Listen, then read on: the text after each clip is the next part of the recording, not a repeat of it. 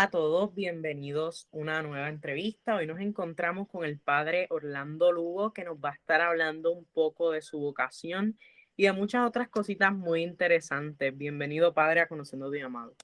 Mauri, gracias por la invitación. Ha sido un privilegio muy grande ver tu mensaje, decirte que sí y responderte y conocerte. Así que aquí tienes un amigo y un hermano. Gracias. Bueno, primero y antes que todo, hay que reconocer que el padre Orlando, ¿verdad?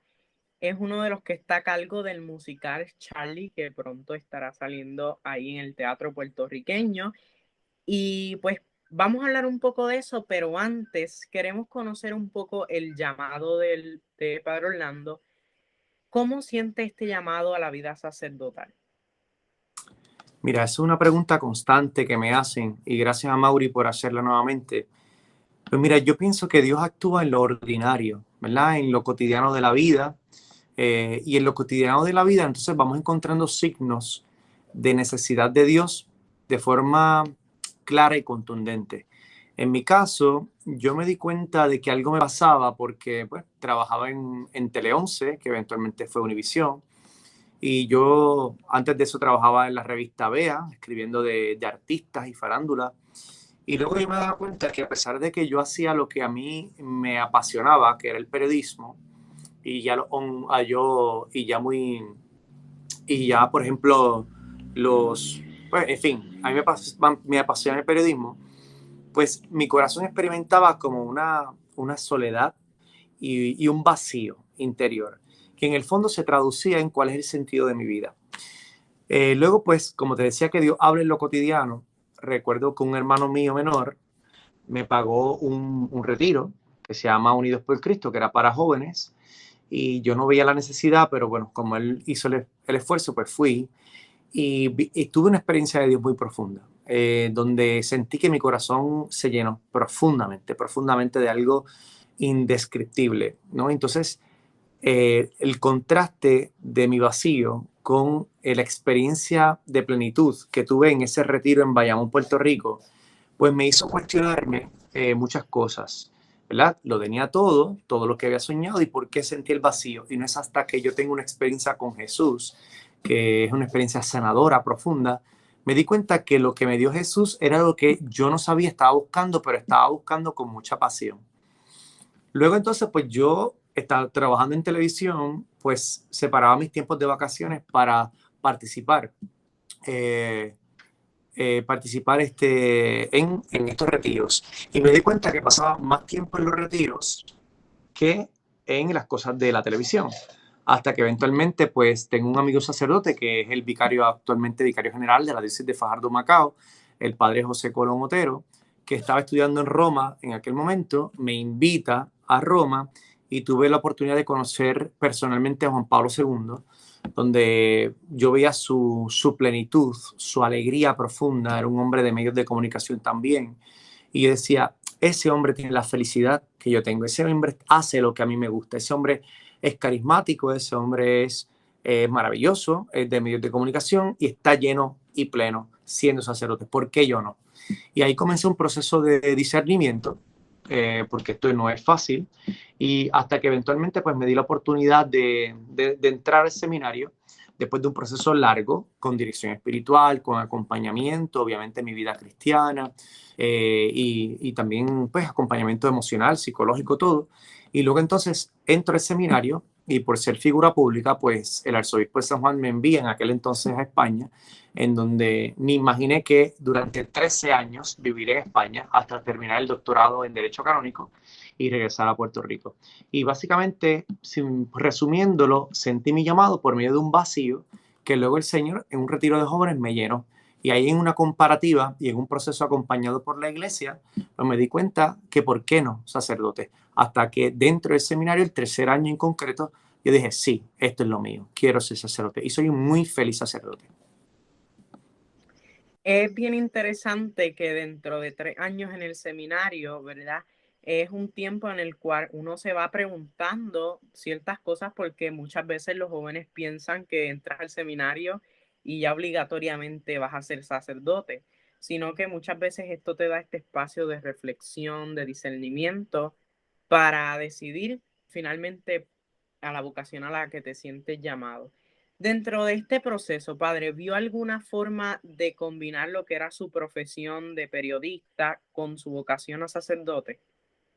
Sí, claro que sí, de muchas formas. Por ejemplo, a mí la televisión me desarrolló mi capacidad de oratoria, ¿no? Y de manejo de información rápida y de una cierta espontaneidad, etcétera. Y eso pues se traduce, por ejemplo, cuando estoy hablando aquí contigo, en los retiros que yo predico, en las homilías que yo predico diario. También aquí en el tiempo de la pandemia, por ejemplo, el tema del manejo de las cámaras, de las redes sociales, del lenguaje visual, de lo que la gente necesita, las formas, las técnicas de comunicación, las técnicas de redacción.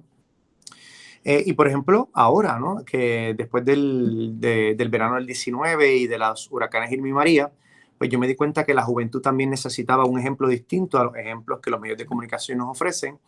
Y escribí, pues, por ejemplo, Charlie el musical y lo trabajo con diferentes músicos, bailarines, actores, y todos ellos eran parte de mi vida, digamos, pasada y más que pasada antes de ser sacerdote. Entonces, ahora combino esas dos pasiones, es decir, mi pasión por Jesucristo, que es una pasión real y profunda, con mi pasión, que por supuesto no es tan fuerte como la de Jesucristo, que es mi pasión de los medios de comunicación. Y pienso que por ahí tiene que caminar la iglesia del tercer milenio, ¿verdad? La juventud, las pastorales juveniles, llegar en comunicación a lugares que jamás imaginábamos que ibas a llegar. Y llegar, pero de una forma correcta, con un estilo comercial, pero sin dejar de ser cristiano. Y yo pienso que ahí está la clave, y eso solamente lo hacen los profesionales. Bueno, padre, luego de hablar un poco de su llamado, ¿cómo nace Charlie? O sea, ¿cómo nace este musical y por qué Charlie? Mira, excelente pregunta. Eres muy inteligente, por cierto, y me gusta hablar con gente inteligente. Eh, Charlie nace, como te contaba, después del verano del 19. Yo me di cuenta que mucha gente joven y adulta pues utilizaba unos modelos a seguir, los cuales tienen derecho a hacerlo, pero que no eran modelos que en el fondo promovieran la cultura de la paz, la cultura de la reconciliación y del progreso real. Pues yo me preocupé, ¿verdad? Porque yo decía, y nosotros como iglesia, ¿cuál es la respuesta que vamos a dar a esto? Bueno, obviamente en ese momento no pensé en Charlie. Eh, Luego entonces, esa preocupación estaba en mi corazón como pastor, como hombre, como cristiano, como ciudadano puertorriqueño. Y luego entonces, pues vivimos los huracanes Irma y María, que fueron muy duros. Después, casi al año después, me envían a Ponce y comienzo aquí a experimentar los terremotos y las pandemias. Es decir, fueron 4 o 5 años de mucha inestabilidad emocional por situaciones que no podíamos manejar. Al darme cuenta de eso, pues yo me di cuenta que además de que los modelos a seguir promovían violencia, inestabilidad, veía que se fracturaba profundamente la salud mental de un pueblo y la salud espiritual. Pues yo decía, ¿qué personaje me puede ayudar con la salud mental y espiritual y que además pueda ser un personaje puertorriqueño que sirva de valores para la juventud y para todo el pueblo puertorriqueño? Pues ya en esos días, precisamente del huracán, pues había leído un libro de Charlie y me di cuenta que el Beato Carlos Mano y me di cuenta que habían cosas o habían ángulos de su vida que no se habían contado. Por ejemplo, su trabajo con los jóvenes precisamente en la Universidad de Puerto Rico. Pues yo dije, pues vamos a enfocarme en este momento de la vida del Beato Carlos Manuel, pues porque así lo acerco a la juventud, es un beato más joven. ¿Y qué hizo con la juventud puertorriqueña en ese momento? Pues ¿por qué no lo puedo hacer hoy día con la juventud y con la familia puertorriqueña en general? Y de ahí nace Charlie. Charlie nace de una inquietud que nace en mi corazón. Esa inquietud es precisamente de promover figuras que promuevan valores y la cultura de la paz sin dejar de ser revolucionarios. Porque el Beato es un revolucionario, pero no utilizó armas de violencia, utilizó armas de paz. ¿Cuáles fueron? La educación, la liturgia, el arte, la música, la literatura, la filosofía. Fueron las herramientas que el Beato Carlos Manuel utilizó para ser un gran revolucionario. Pues yo invito a que todo el mundo sea igualmente revolucionario. Necesitamos ser revolucionarios, pero con armas de paz, sin ofender a la mujer, sin ofender al hombre, sin romper ventanas, sin llamarnos con palabras malas, etc. esa es la propuesta de Charlie Musical. Bueno, ¿y quiénes van a estar participando de este musical? ¿Cuándo se va a estar llevando a cabo? ¿Dónde? Mira, pues son el 29 y el 30 de abril, pero actualmente hemos abierto el 29, el 30 ya está llena, así que invitamos a todo el mundo a pasar el 29 de abril por el Centro de Bellas Artes de Caguas. Así que queremos que sea en Caguas, pues porque es la ciudad del Beato, que es tu diócesis además, a Mauri. Entonces, ¿quiénes participan? Me preguntan. Mira, es un elenco de primera. Tenemos, por ejemplo, el protagonista es un gran artista, bailarín, dramaturgo puertorriqueño, Cristian Laguna. Pero luego entonces tenemos otras figuras mucho más conocidas, como por ejemplo Wanda Sáez, hace de Aide Rodríguez Santiago, el gran dramaturgo, el que le escribe los libretos y producción del Molusco, por ejemplo, que es Carlos Vega. Va a estar de don Antonio Sandoval, que es uno de los profesores de la Universidad de Puerto Rico que constantemente está peleando con Charlie. Tenemos al gran actor y primerísimo actor puertorriqueño Germán O'Neill, que hace del presidente de la Universidad de Puerto Rico. En aquel entonces, don Jaime Benítez. Está el estreno en las tablas de nuestra queridísima periodista Sid Marie Fleming. Ella va a estar actuando por primera vez en su historia, ¿no? Y va a ser de la asistente personal y secretaria del presidente de la Universidad de Puerto Rico, en aquel entonces, don Jaime Benítez, como dije antes. También tenemos otro gran elenco de jóvenes que han hecho In the Heights y que han hecho diferentes musicales muy famosos.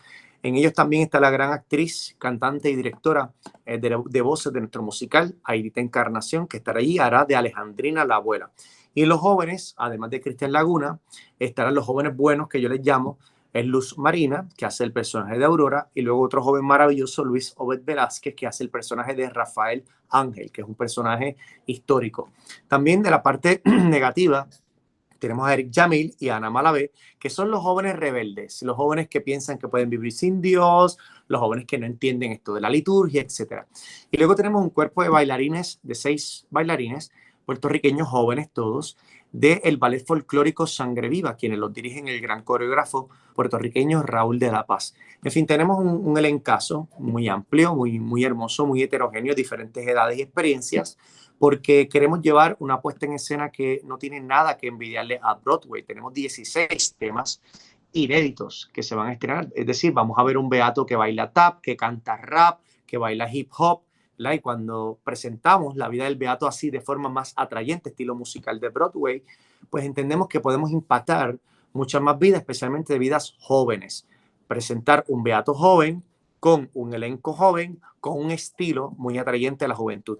Pues entendemos que es nuestra ficha de victoria para el próximo 29 de abril en el Centro de Bellas Artes, y desde ya pueden comprar sus boletos en tiquetera.com, y si se le hace difícil comprarlo por internet, pues mire, llegue al teatro del Centro de Bellas Artes de Caguas y allí en boletería compre sus boletos para usted y su familia el próximo 29 de abril.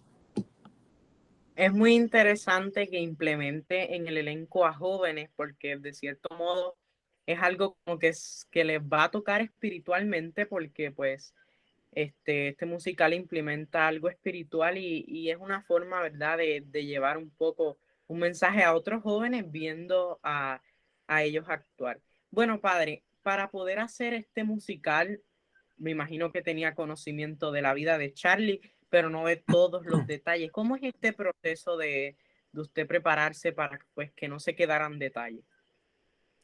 Buenísima pregunta. Sigo pensando que estoy hablando con un hombre muy brillante, muy brillante.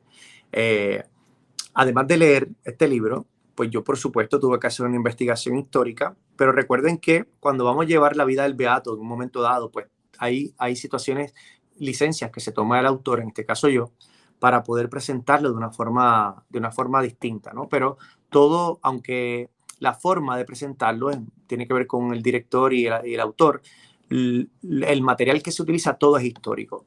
Pues, ¿qué hice? Hablé con diferentes expertos en el Beato Carlos Manuel a nivel de Puerto Rico y yo le pregunté sobre las fuentes que utilizaron para sus investigaciones sobre el Beato Carlos Manuel.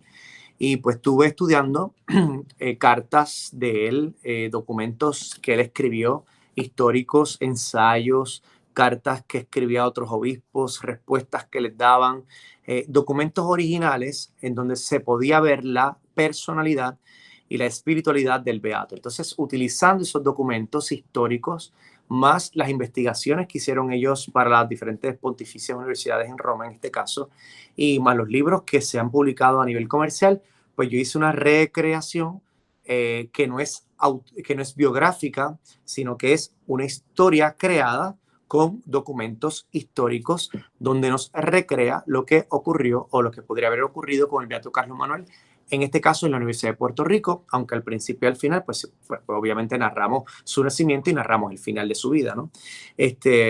Pero, pero tuve que estudiar muchos documentos académicos, históricos y comerciales.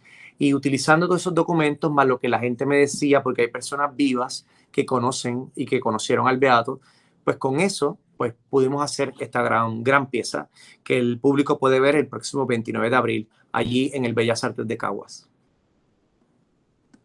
Bueno, padre, para finalizar, ¿qué le dice a esas personas para que de cierto modo también apoyen lo puertorriqueño, como muchas veces apoyamos a otros beatos, a otros santos? Y pues, ¿qué le dice para que tengamos ese sentido de nosotros apoyar al nuestro y pues que algún día pueda llegar a la santidad? Pues qué bonito es vivir en la Iglesia Católica en Puerto Rico, donde el jíbaro usa el rosario en el cuello, donde nos levantamos 9 madrugadas en las misas de aguinaldo, en donde damos la parranda de resucitado, que son expresiones muy puertorriqueñas para adorar al Padre por Jesucristo en el Espíritu Santo. Pues qué bonito pensar que un puertorriqueño que también adoraba levantarse a las misas de aguinaldo, el rosario en el cuello, como nosotros sentimos, como nosotros hablamos, como nosotros nos vemos, como nosotros caminamos, hoy es venerado en el mundo. Pues, ¿cómo no amar a un puertorriqueño santo? ¿Cómo no amarlo? ¿Cómo no amarlo? Porque es Cristo derramando su misericordia en esta tierra sagrada. Por lo tanto, cuando vemos que un hombre puertorriqueño tuvo la capacidad de dejarse hacer plenamente por Dios, todo puertorriqueño se va a poder sentir invitado a hacer lo mismo que hizo el beato Carlos Manuel Rodríguez sin excusa, un santo que comía arroz, habichuela y lechón y parrandeaba en Navidades en Caguas, Puerto Rico. Por lo tanto, desde mi vida, desde mi espiritualidad popular, desde mi espiritualidad personal, desde la espiritualidad católica, desde nuestro sentir borincano, podemos venerar a un hombre que se dejó hacer por Dios y hoy completo el mundo lo reconoce como beato y próximo santo puertorriqueño primer santo puertorriqueño. Así que busquemos la vida del beato, vayamos al teatro el día 29, que puede ser un buen inicio para conocer su vida, y continúe investigando su vida posterior a ese evento del 29 de abril y imite al beato, porque imitar al beato es imitar a Cristo, a la vida de Cristo. ¿Bien?